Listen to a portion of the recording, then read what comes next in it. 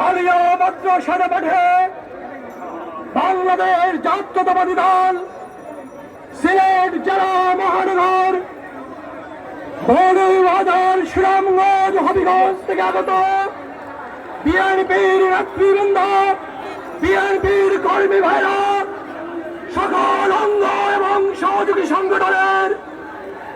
সর্ব পর্যায়ের নেতার কর্মী মঞ্চে উপবিষ্ট আজকের এই শোভাযাত্রা পূর্ব সমাবেশের প্রধান অতিথি বাংলাদেশ জাতীয়তাবাদী দলের সম্মানিত vice chairman advocate Ahmad Azam Khan, মঞ্চে উপবিষ্ট আজকের এই বিভাগের